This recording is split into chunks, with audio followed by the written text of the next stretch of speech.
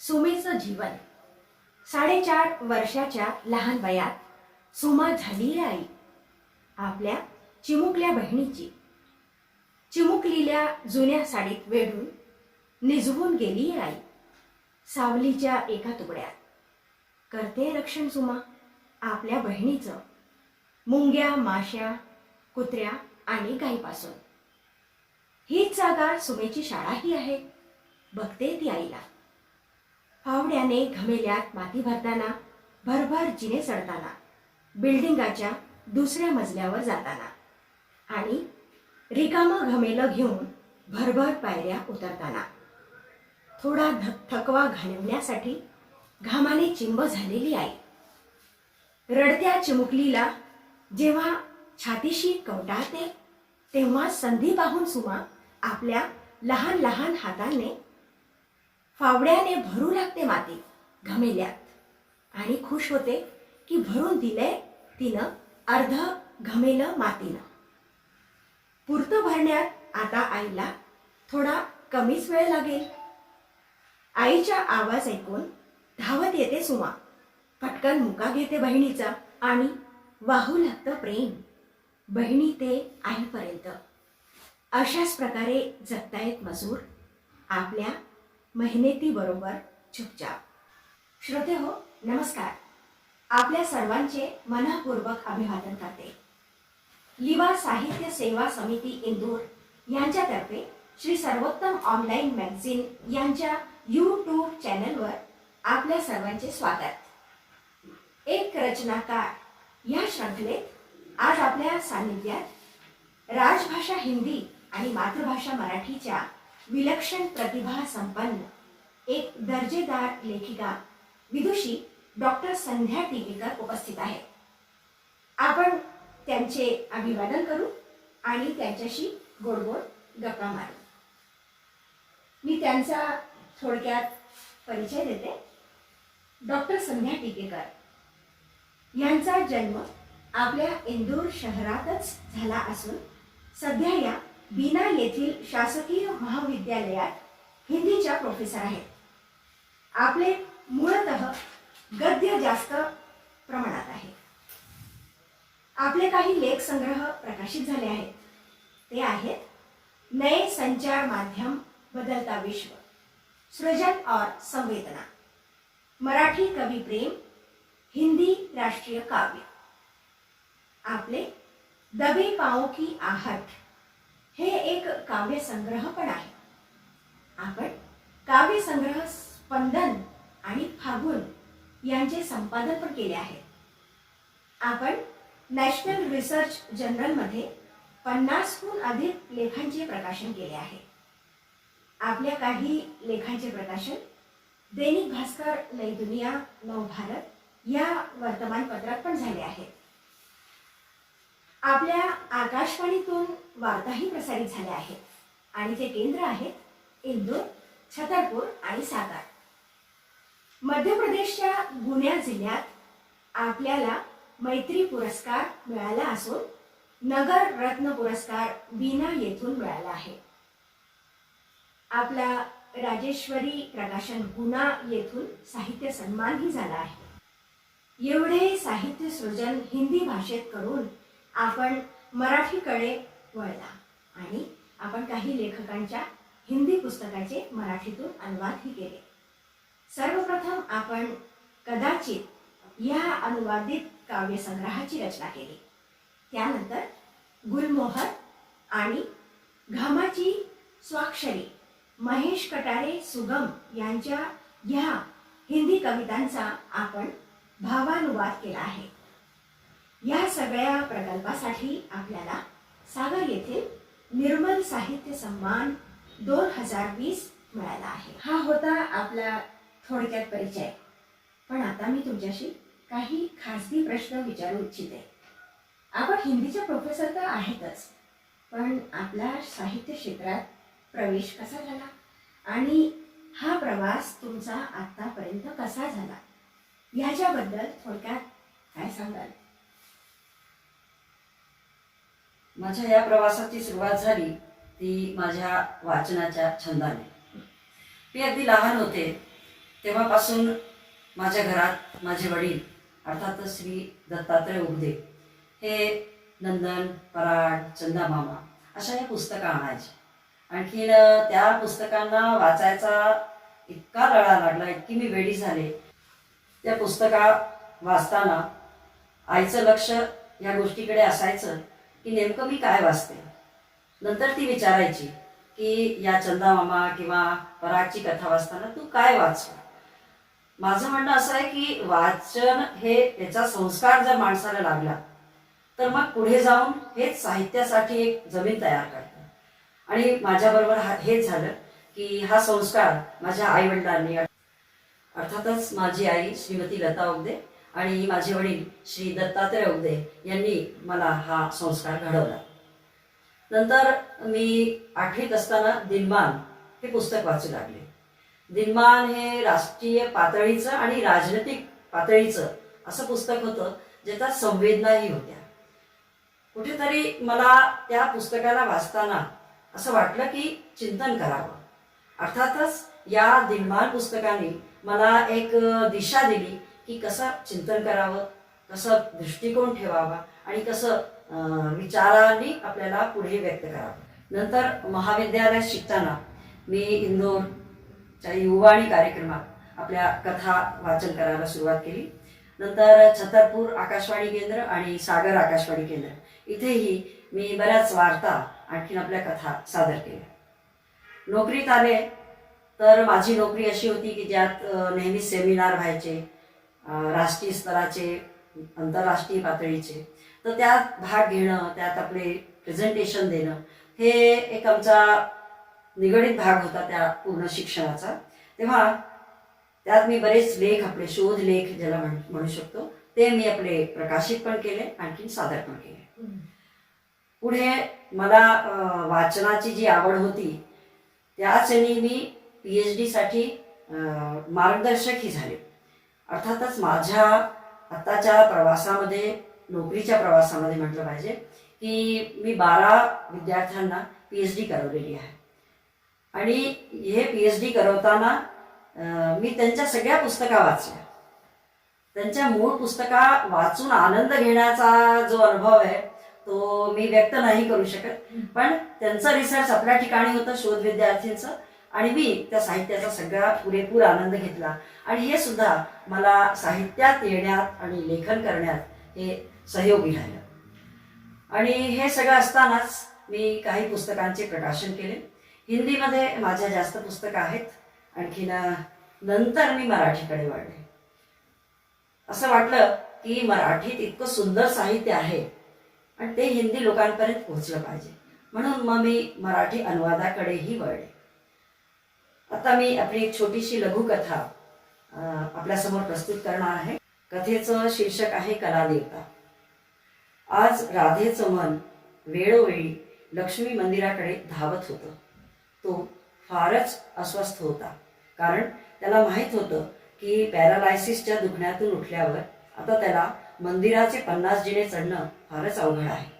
पण त्याचं मन होतं की सतत अनावर होत होतं. शेवटी त्याने मंदिराला जायचे ठरवलेच आणि 12 वर्षाच्या आपल्या नातवाला घेऊन पांगळ्या पायाने घराबाहेर पडला. ठाकूर सरकार त्याच्या मूर्तिकलेचे अतिशय वेडे होते.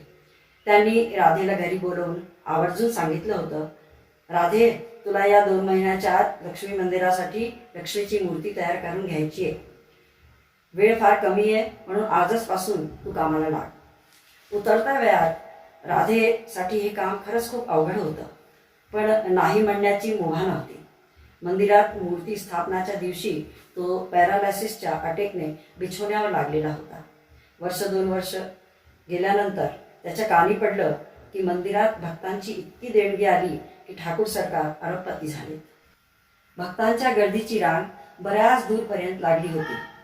नातवाचा हात धरून राधे त्या गर्दीत कधी धक्क्याने तर कधी पावलाने चालत पुढे वाढत होता.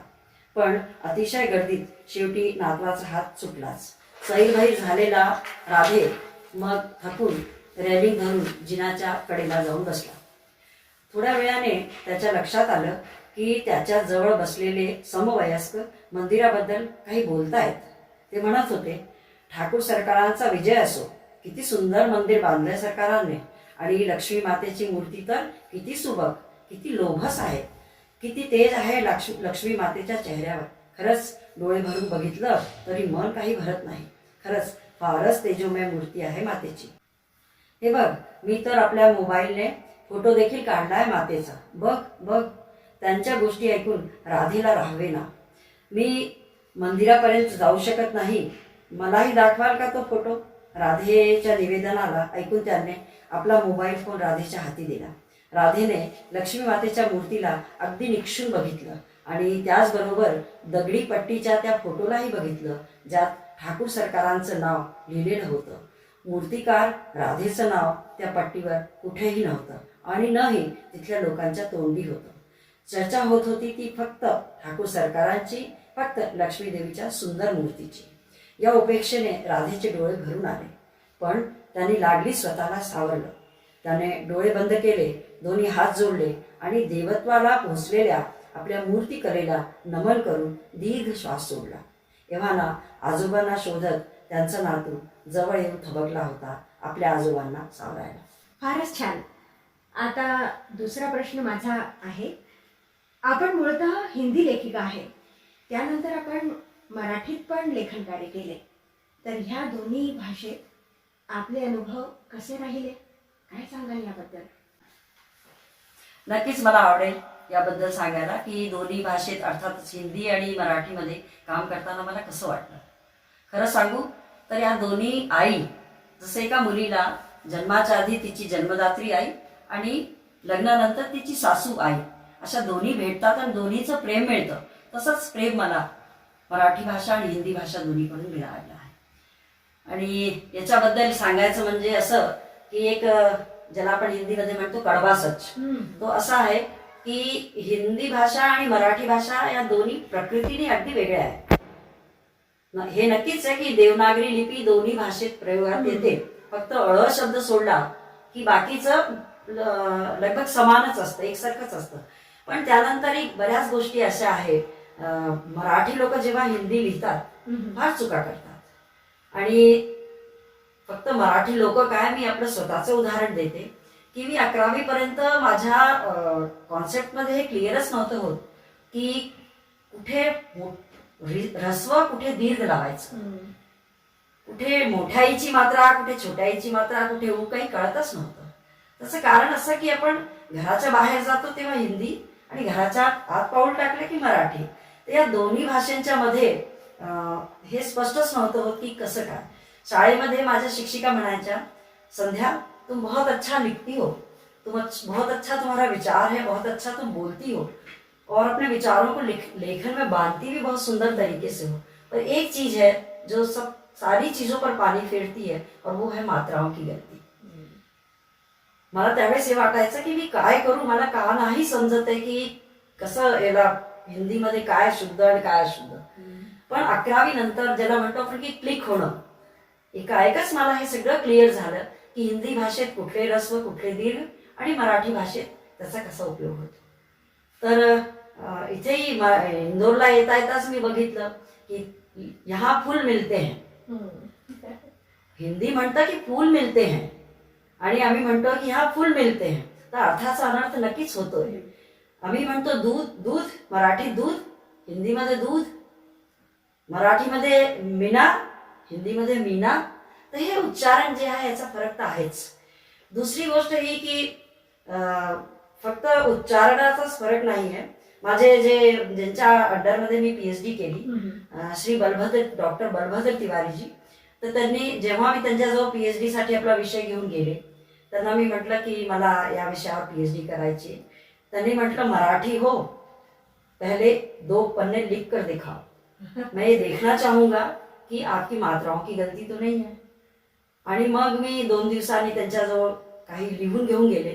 त्यांनी बघितलं, ते संतुष्ट झाले, म्हणे हाँ मैं अब आपको PhD करवा सकता हूँ. तर इतका फरक आहे आमच्या या देवनागरी असून सुद्धा दोन्ही भाषांच्या उच्चारणामध्ये. दुसरी गोष्ट अशी आहे की भाषेमध्ये विचार करण्याची पद्धत पण वेगळी आहे. याचं एक सुंदर उदाहरण मी आपलं स्वतःच पुन्हा देणार आहे. ते असं की महाराष्ट्रामध्ये धुळे इथून एक पत्रिका निघते आणि त्या पत्रिकेमध्ये कविता रती नाव आहे त्या पत्रिकेचं. आणि त्या पत्रिकेमध्ये मी आपल्या कविता, काही मराठी कविता पाठवल्या, काही अनुवाद पाठवले. तर त्यांनी 3 कवितांमधून 2 कविता तर स्वीकारल्या आपल्या पत्रिकेसाठी आणि एक त्यांनी हे म्हणून हे नोट लावून वापस परत केली की तुम्ही जो विचार करता तो हिंदीमध्ये विचार करता. तर हे तोपर्यंत मला काही हे समजलं नव्हतं, पण खरंच नंतर मी जेव्हा त्याला वेगवेगळे वाचलं त्या कवितेला, वाटलं की खरंच इथे मी मराठीत विचार नाही करत आहे, इथे मी हिंदीतच विचार करते. तर एक जी भाषा असते ती फक्त उच्चारणानेच आपल्याला प्रेझेंट करत नसते, तर ती आपल्या विचार पद्धतीने आणि कसे विचार मांडायचे त्याची एक विशिष्ट पद्धत असते प्रत्येक भाषेला. तर हा फरकही मला इथे जाणवला. त्याच्या व्यतिरिक्त मी म्हणेन की जे मला वातावरण मिळालं होतं त्या वातावरणात मी हिंदीच जास्त शिकले होते आणि मराठी मी काही पुस्तकं वाचून शिवाजी सावंतांना वाचलं, वि स खांडेकरांना वाचलं, रणजित देसाईंना वाचलं. यांना वाचता वाचता मला वाटलं की नाही, मराठीचं इतकं समृद्ध साहित्य आहे.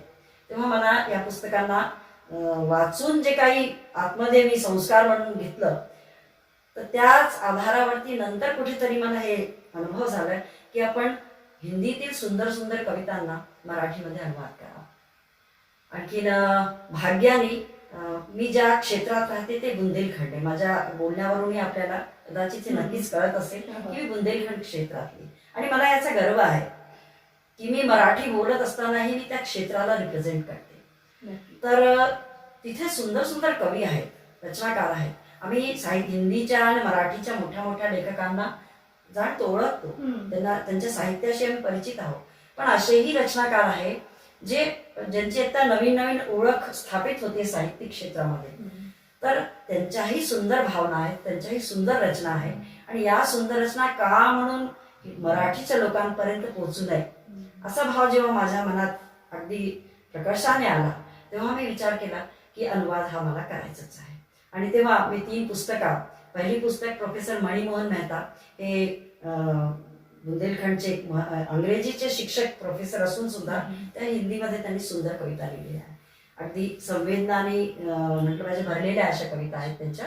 तर त्या कवितांमधून मी काही कविता निवडल्या आणि त्याचा मी अनुवाद केला.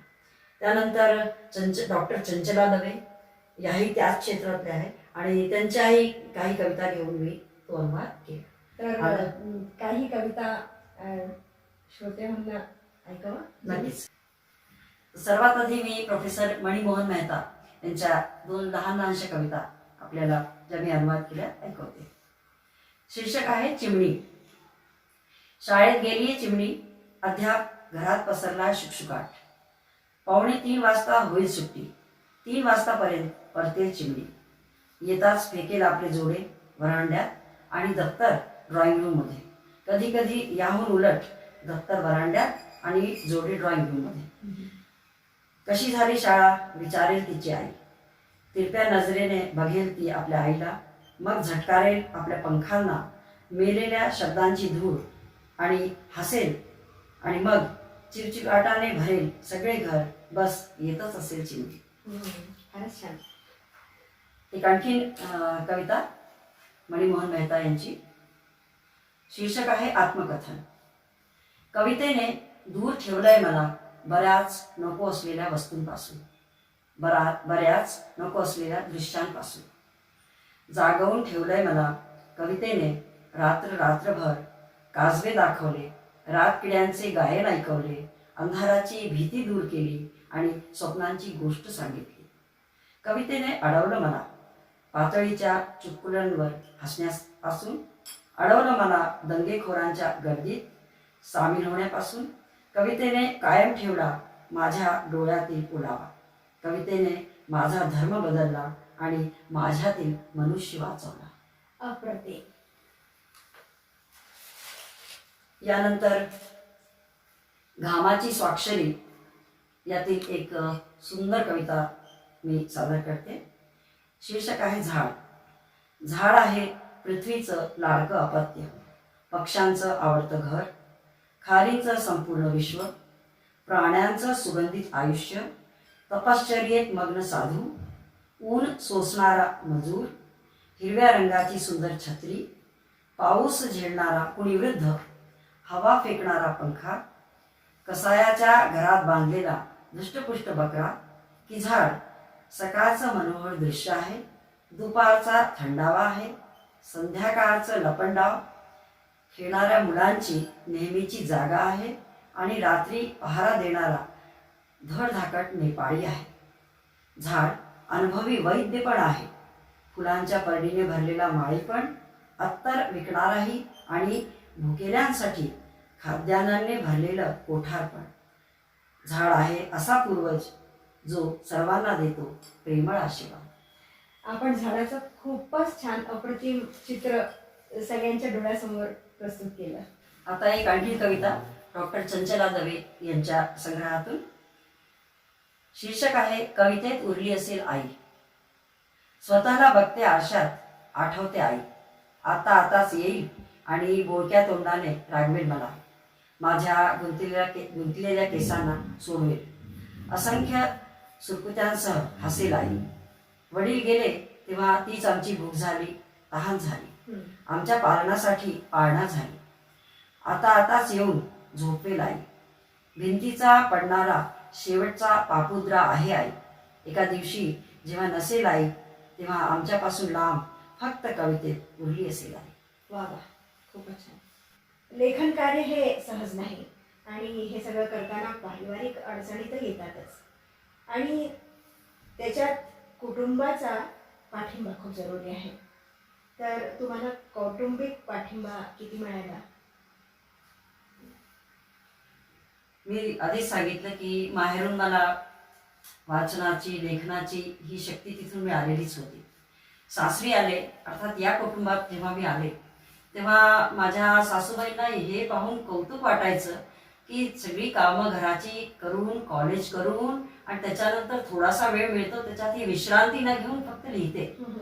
त्या सगळ्यांना कौतुकाने सांगायच्या की अहो आमच्या सुनेला आराम करायला नको आणि तिला इतकी आवड आहे लेखनाची. अर्थातच त्या प्रेमाने माझ्या बरोबर होत्या आणि त्यांचा हा पाठिंबा, असा आशीर्वाद त्यांचा माझ्या सतत बरोबर राहिला. माझे मिस्टर यजमान श्री DS टिकेकर यांचंही मला बरोबर आत्तापर्यंत साथ राहिलेली आहे. कुठल्याही कार्यक्रमात जायचंय, व्याख्यान द्यायचंय किंवा त्याच्याबद्दल काही लिहायचंय, काही मी जे लिहिलेलं आहे ते मी त्यांना ऐकवते, ते माझे प्रथम श्रोते असं मी म्हणू शकते ते असतात. आणि त्याच्यानंतर त्यांनी सांगितलं की हो हे ठीक झालंय किंवा ते काही मला त्याच्यात सुधारणा करायला सांगतात तर ते मी स्वीकारते. तर असं यांचाही पाठिंबा माझ्या बरोबर आहेच. माझी मुलगी डॉक्टर दिव्या खेर, हिने फाईन आर्ट्समध्ये PhD केलेलं आहे आणि माझ्या कुठल्याही पुस्तकाला आवरणपृष्ठ, मुखपृष्ठ याचं चित्रांकन करायचं असेल तर ते दिव्या खेर हिनेच केलेलं आहे. माझा मुलगा हिमांशू टिकेकर आणि माझी सून श्वेता टिकेकर, हे दोघे माझ्या लॅपटॉपवर काम करताना येणाऱ्या अडचणी, कारण मी आपल्या रचना स्वतःच टाईप करते, तर काही अडचण आली तर मी या दोघांना बोलवते. या दोघांपैकी कोणीही माझ्यासाठी धावत येतं आणि कुठे काय त्रास होतोय, कुठे काय प्रॉब्लेम येते हे लागलीच ते दूर करतात आणि माझं काम पुन्हा सुरू होतं. तसं हा एक परिवार आहे माझा, हे कुटुंब आहे माझं, ज्यांनी मला नेहमीच त्याची साथ दिली आहे. मी पण त्यांचं बरोबर लक्ष ठेवलंय. कधी असा विचार नाही केलाय की पहिले मला माझी आवडच पूर्ण करायची, पहिले माझं कौटुंबिक कर्तव्य जे आहे ते मी पूर्ण पाडलं आणि त्यानंतर मी आपल्या हौशी म्हणजे लेखन, वाचन याच्यामध्ये मी आपला वेळ दिलेला आहे. तर एक समन्वय या दोन्हीमध्ये बरोबर बनला राहिला आणि याच्यात मला कधी पण त्रास झाला नाही. एक हा कुटुंब तर आहेच, त्याच्या व्यतिरिक्त एक आणखी साहित्यिक कुटुंब पण आहे आणि त्याच्यात मी जे नाव विशेष घेण्याची इच्छुक आहे ते म्हणजे श्री अश्विन खरेजी. अश्विन खरेजी जे श्री सर्वोत्तमचे पुस्तकाचे संपादक आहेत, त्यांनी मला म्हटलं की अहो तुम्ही भाग घ्या सेवा समितीच्या कथाकथनाच्या याच्यामध्ये तुम्ही भाग घ्या. मला एक संकोच होता, मी मराठीत लिहित होते, पण लिहिण्या व्यतिरिक्त व्यक्त व्हायचंय याच्याबद्दल माझ्या मनामध्ये संकोच होता. मला हे वाटायचं की खूप लोक मोठे मोठे आहेत, यशस्वी लोक आहेत, अनुभवी लोक आहेत, त्यांच्यासमोर मी काय बोलणार. पण हा जो संकोच आहे तो जर कोणी माझ्या मनापासून दूर केला असेल तर त्याच्यासाठी मी अश्विन खरेजी यांनाच धन्यवाद देईन. आणि असंच श्री विश्वनाथ शिरढोणकरजी यांनाही मी जेव्हा जेव्हा यांचा सल्ला घेतला यांनी बरोबर मला मार्गदर्शन दिलं.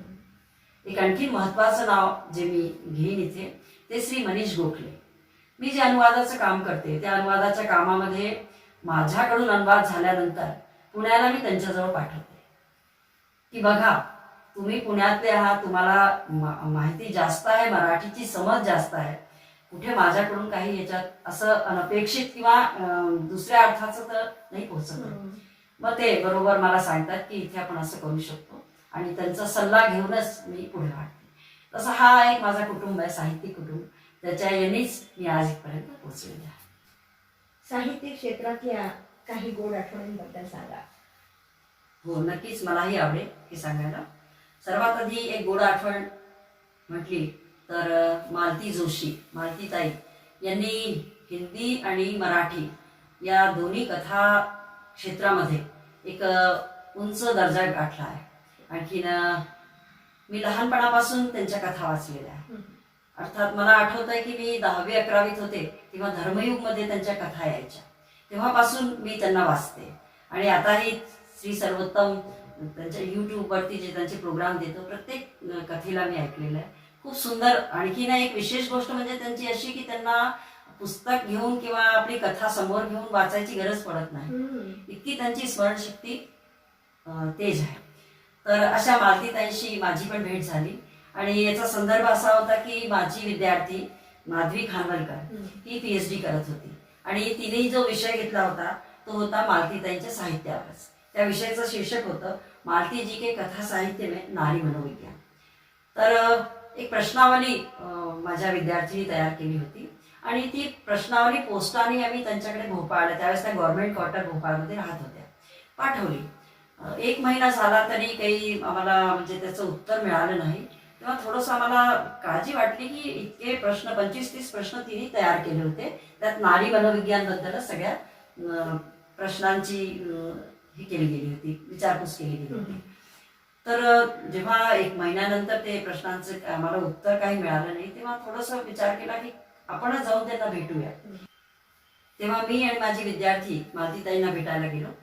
आम्ही त्यांच्याकडे गेलो. आणखीन माझी कल्पना त्यांच्याबद्दल थोडीशी वेगळी होती, पण त्या इतक्या साध्यासुध्या, असं वाटलं होतं की एवढ्या मोठ्या लेखिका आहे, मी त्यांच्याशी कशी बोलणार, काय गोष्टी करणार, कशी त्यांच्या सामोरी जाणार. पण त्या इतक्या साध्या मला भेटल्या त्यावेळेस. तर मी म्हटलं की माझ्या मनामध्ये जी एक मोठ्या साहित्यकाराला घेऊन जी भीती होती की कसं मी त्यांच्या समोर जाईल ती सगळी नाहीशी झाली.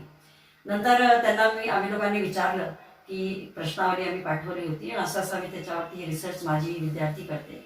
त्यांनी आपली एक कॉपी काढली, डायरी काढली. त्या डायरीमध्ये त्यांनी हे नोट करून ठेवलं होतं की किती तारखेला त्यांनी मला ते सगळ्या प्रश्नांची उत्तरं पोस्ट केलेली आहे. त्यांनी सांगितलं मी तर लागलीच तुमचं क्वेश्चन आलं त्याच्यानंतरच मी तुम्हाला ते लागलीच 8 दिवसात परत पण केलं उत्तर लिहून. मग प्रश्न आला तर काय करायचं, तर त्यांनी म्हटलं काय, मला संकोच झाला की आता एवढे 31 प्रश्न लिहून त्यांनी पाठवले आणि आपल्याला मिळालेले नाही, ही पोस्टाची चूक आहे. पण आता पुन्हा त्यांच्यासाठी आपण त्यांना निवेदन करायचं एक मनात संकोच होता. पण त्यांनी त्या संकोचाला निरसन त्याचं केलं त्यांनी आणि त्यांनी म्हटलं काही हरकत नाही, मी पुन्हा तुम्हाला या सगळ्याची उत्तरं लिहून मी तुम्हाला पाठवते. तेव्हा मला वाटलं की एक जो खरा साहित्यकार असतो तो प्रत्येक ठिकाणी कष्ट करायला तयार असतो. त्यांनी मुळीच संकोच केला नाही, मुळीच उशीर केला नाही आणि पुढल्या 8 दिवसात आम्हाला त्या सगळ्या प्रश्नांची उत्तरं जशी हवी होती सरसकट मिळाली.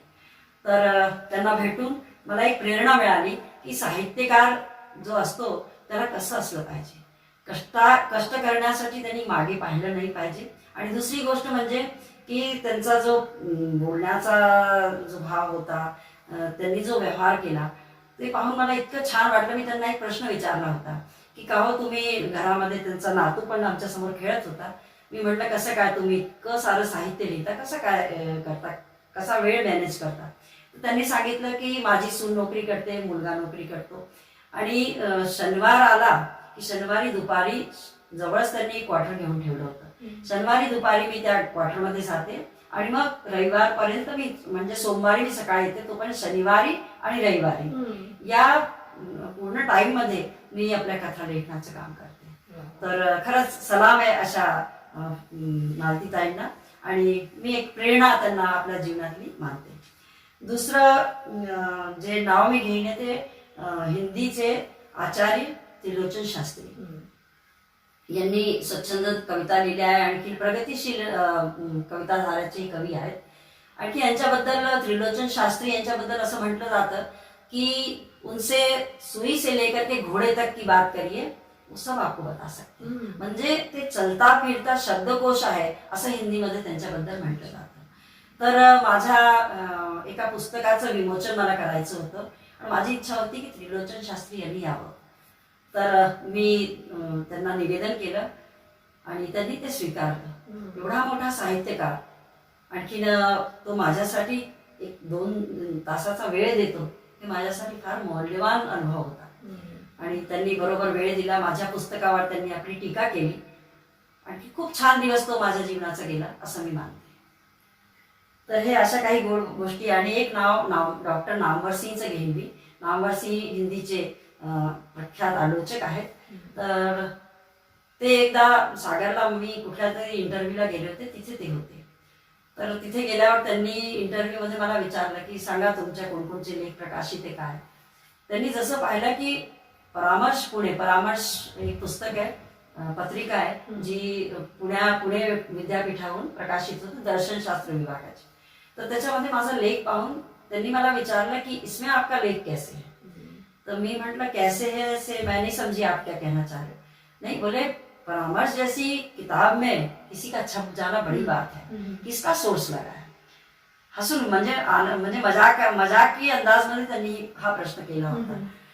मग मी म्हटलं नहीं, सोर्स किसी का नहीं लगा है, मैंने अपना एक लिखा, मेरा विचार जो था उस विषय में वो लिखा और मैंने भेज दिया और छप गया.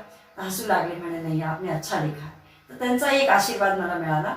आणखीन जे काही मी लिहिते त्याच्यामध्ये यांचे सगळ्यांचे विचार कुठे ना कुठे माझ्याबरोबर असतात. तर ह्या अशा छान आठवणी माझ्याबरोबर आहेत. आजच्या संदर्भात लेखन क्षेत्रात उतरणाऱ्या नव्या पिढीचं आपण काय मार्गदर्शन कराल. मी एवढी मोठी लेखिकाही नाही आणि एवढी माझी हस्ती पण नाही, पण तरी नवीन पिढी जी आहे, जी लिहून राहिली आहे, त्यांना फक्त माझं एकच म्हणणं आहे की रोज लिहावं. कारण आम्ही जर टेबलावर बसून लिहायला सुरुवात करतो तर काही ना काही विचार नक्कीच येतात आणि तो एक आकार घेतात. तर अर्धा तास, 1 तास जेवढाही तुम्हाला वेळ मिळेल लेखन रोज करा. आणि दुसरं वाचन खूप करा. कारण जर आम्ही 10 पानं वाचतो तेव्हा कुठे आम्ही 2 लाईनी आपल्यासाठी काढू शकतो. तर वाचन अधिक आणि लेखन रोज असं जर केलं तर मला वाटतं की जे युवा पिढी आहे ती आपलं लक्ष अचीव करू शकते. आता शेवटचा प्रश्न नाही, फक्त एक आपल्याला विनंती. आपली आवडती कथा या कविता काही पण आहे.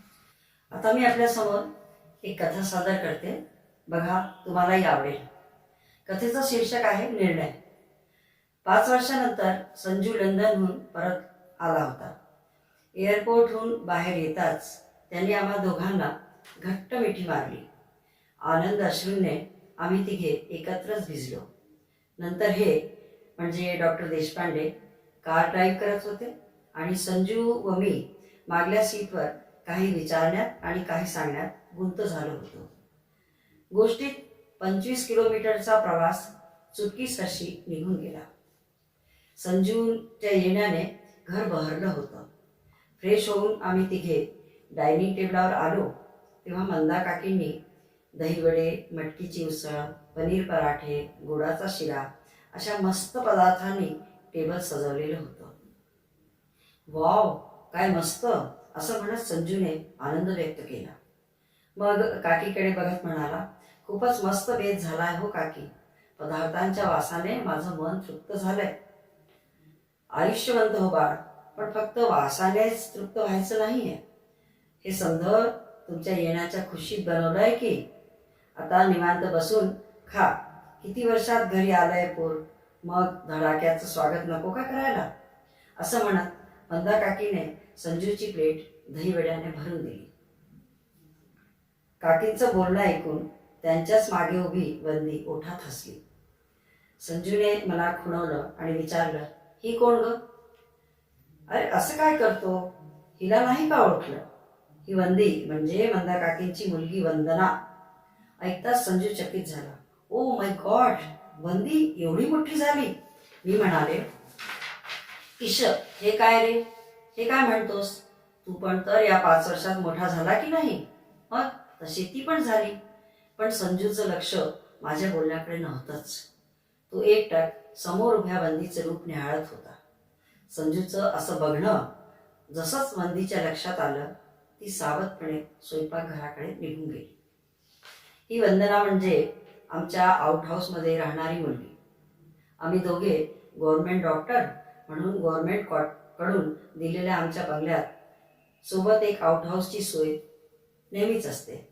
वंदनाचे वडील आपल्या दोन्ही मुलांसोबत इथे गेल्या 30 वर्षापासून राहत आहेत. ते हॉस्पिटलमध्ये क्लीनर म्हणून नोकरीत असल्याने हॉस्पिटल आणि बंगल्याच्या साफसफाईची जबाबदारी प्रामाणिकपणे पार पाडतायत.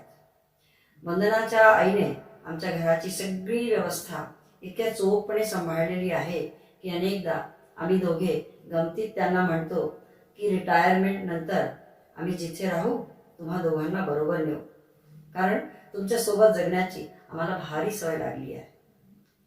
वंदनाचा जन्म याच आउटहाऊसमध्ये झाला होता.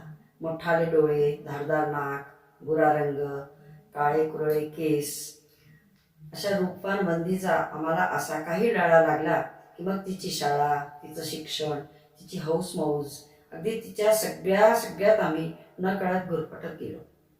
अतिशय प्रेमळ आणि हुशार वंदीने आमच्या प्रेमात लागोपाठ भर पाडली. संजूला घरी येऊन 8 दिवस सरले होते आणि आम्ही दोघेही आपापल्या हॉस्पिटलच्या रुटीनमध्ये व्यस्त झालो होतो. सकाळी नाश्ता करून निघालो की थेट दुपारी जेवणाच्या वेळेसच संजूची भेट व्हायची. निवांत बोलणं बसणं रात्रीच व्हायचं. तरीही या 8 दिवसात संजूतला एक बदल आमच्या दोघांच्या लक्षात आल्याशिवाय राहिला नव्हता. संजू काही ना कारणाने वंदीशी भेटण्याचा प्रयत्न करीत असे. मंदा काकी आमच्या घरात काम करत असताना तो वंदीला पण बोलवून घेत असे किंवा बंगल्याच्या बागेत फुलाबद्दल चौकशी करण्यासाठी तो तिला हाक मारत असे. वंदी संजूच्या हाकेने यायची, पण तात्पुरतीच. वंदीला आपल्या लायकीची जाण होती, आपल्या सीमेरेषेबद्दल ती सावध होती. रात्री जेवल्यानंतर आम्ही तिघे टीव्ही समोर निवांत बसलो तेव्हा मीच विषय काढला. लग्नाविषयी काय ठरवलंय संजू? या तुझ्या 4 महिन्याच्या सुट्टीतच ठरव आणि लग्न करूनच दोघे लंडनला जा, म्हणजे सोयीचं होईल. आम्ही सुद्धा निश्चिंत होऊ. एकदा लंडनला गेला की परत किती वर्षाने येणं होईल याचा काहीच नेम नाही. म्हणून विचारते, लग्नाचं काय ठरवलं ते सांग. हो, करेन की लग्न, आणि लग्न करूनच लंडनला पडते. त्याच्या होकाराला ऐकताच मी पाकिटातील बरीचशी फोटो आणि मुलींची माहिती त्याच्या समोरच्या टेबलावर पसरवली. पण त्याने त्यात मुळीच रस दाखवला नाही आणि पुन्हा ते सगळे फोटो तसेच पाकिटात टाकले. का रे, कुठली मुलगी नाही का आवडली तुला? मी विचारलं. तसं नाही आई, मी वंदीशी लग्न करायचा विचार करतोय. वंदीशी? काय बोलतोयस तू? काही लक्षात येतंय का? काहीतरी विचार करून गोष्ट बोल. मला हे फारसं योग्य वाटत नाही संजू. का योग्य वाटत नाही? मी वंदीला लहानपणापासून बघितलंय. तुझ्या वळणाखाली ती संस्कारित झाली आहे. ती शिक्षित आहे, हुशार आहे, समंजस आहे, निभाव करणारी आहे आणि ती कधीही वावगं वागली नाहीये. वंदीचे वडील सफाई कामगार असले तरी काय? हे लग्न जर तुम्ही दोघांनी मान्य केलं तर समाजासमोर एक आदर्शच निर्माण होईल की. आणि या प्रसंगाने तुमचा गवगवाही अख्ख्या जिल्ह्याभरात होईल. हे लग्न मान्य करून तुम्ही बऱ्याच लोकांसाठी पुढची रस्ता उघड कराल असं मला वाटतं. म्हणून वंदीशी लग्न करण्यात मला काहीच गैर वाटत नाहीये. आणि असंही तिथे लंडनला कोणाला ह्याच्याशी काय घेणं देणं आहे की वंदी कुठली कोणाची मुलगी आहे. मी अद्याप वंदीशी याविषयी बोललो नाहीये, पण सांगेनच लवकर तिला. सो माझा निर्णय मी तुम्हाला सांगितला. आता तुम्ही तुमचं काय ते ठरवा. रात्रभर आम्ही दोघे कुशी बदलत राहिलो. काही केला डोळा लागेना. हे म्हणाले, निशू एवढी अस्वस्थ नको होऊस, थोडा वेळ जाऊ दे, होईल की सगळं ठीक. पण माझा अस्वस्थपणा वाढतच होता. सकाळी हॉस्पिटलला जाण्याची इच्छा झाली नाही, म्हणून मी रजा टाकली आणि नुसती पडून राहिले. संजू वर्तमानपत्र घेण्यास माझ्या खोलीत आला तेव्हा मी बोललेच, संजू एक सांगू, जरा लक्ष देऊन ऐक आणि नीट विचार कर. समजा या लग्नाला आमचा काहीच विरोध नाही, हेही मान्य आहे की वंदी कुठली कुणाची मुलगी आहे हाही प्रश्न लंडनला उद्भवणार नाही. आम्ही वंदीला आपलंसं करण्यात पुढं मागं पाहणार नाही. पण तरी आमची दोघांची एकच अट आहे की कुठल्याही परिस्थितीत वंदीचं मन दुखवलं जाणार नाही याची आम्हाला खात्री हवी आहे. लग्न म्हणजे फक्त मुलामुलींचा संबंध नसतो, तर दोन घराचं घट्ट नातं असतं. आणि नातं मनापासून निभावलं तरच त्याचा मान राखला जातो. अगाई मी का म्हणून वंदीला दुखवेन? मला काय माणुसकी कळत नाही की काय? नाही संजू, तसं नाही.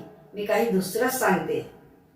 लग्नानंतर जर कधी एखाद वेळेस वंदीचे आई बाबा तुमच्या येथे राहण्यास महिना 15 दिवसाला आले तर तू त्यांच्याशी तितक्याच प्रामाणिकपणे, तितक्याच जवळकीने, त्याच आपुलकीने वागू शकशील. आपल्या मित्रमैत्रिणींशी त्यांची ओळख करून देताना प्रामाणिकपणे त्यांचा खराखुरा परिचय देण्यास तू वचकणार तर नाही. कारण जर तुझ्या वागण्यात वंदीला किंचितही वचक भासली तर तिचं मन नक्कीच दुखेल. कारण शेवटी ते तिचे आई बाबा आहेत. वंदीला दुखवलेलं आम्हाला मुळीच चालणार नाही. संजू, मला असं वाटतं की तुझा सध्याचा निर्णय व्यावहारिक नसून भावनिक आहे. पण तुला सांगते की जगात व्यावहारिक असून भावनांना जपायचं असतं. भावुक होऊन व्यवहार करण्यात नाती तुटण्याची शंका जास्त असते. म्हणून म्हणते, पुन्हा विचार कर. मी हे सगळं धडाधड बोलून मोकळी झाले होते. मग सबंध दिवस वाऱ्यासारखा सरून गेला. रात्री मी संजूसाठी कोल्ड कॉफी करत होते, तेवढ्यात संजूने हाक मारली, आई 1 मिनिटाला ये ना. मी कॉफी घेऊन त्याच्याजवळ गेले. आई, हा मुलगा कसा वाटतोय ग? लॅपटॉपवर मॅट्रोमोनीतील एक फोटो दाखवत त्यानं मला विचारलं.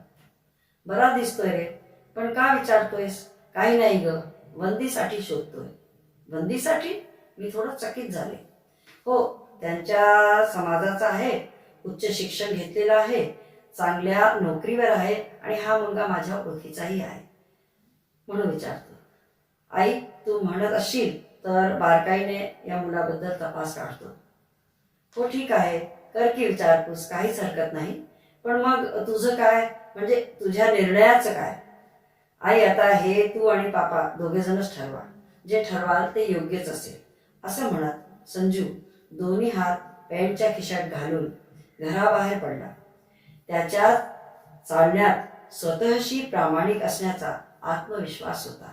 त्याची चाल सांगत होती की प्रेम बंधनात नसून मोकळं करण्यात असतं. कविता हिंदीची आहे, ती मी आपल्यासमोर सादर करते. आणि ही कविता सादर करण्याच्या आधी मी श्री सर्वोत्तम ऑनलाईन मॅगझिन इंदूर यांचे मनापासून आभार व्यक्त करते की त्यांनी मला ही खूप सुंदर संधी दिली. आणि त्याबरोबरच मी पद्मश्री ताईंचीही पण आभारी आहे की त्यांनी माझ्याबरोबर इथे येऊन खूप सुंदर माझी साथ दिली, तेव्हाच हा कार्यक्रम शक्य होऊ शकला. आता माझी जी कविता आहे ती फार लहानशी आहे, ती मी आपल्याला ऐकवते. मिलते रहेंगे यूं ही भावों के तार अपने, मिलते रहेंगे यूं ही भावों के तार अपने, सोचेंगे बैठकर हम संभव धरा की प्रगति, कोई भी विष न व्यापे इस तन को मन को अपने, कोई भी विष न व्यापे इस तन को मन को अपने, पी लेंगे प्रेम अमृत, हम आज मित्रता का, हम आज मित्रता का। नमस्कार।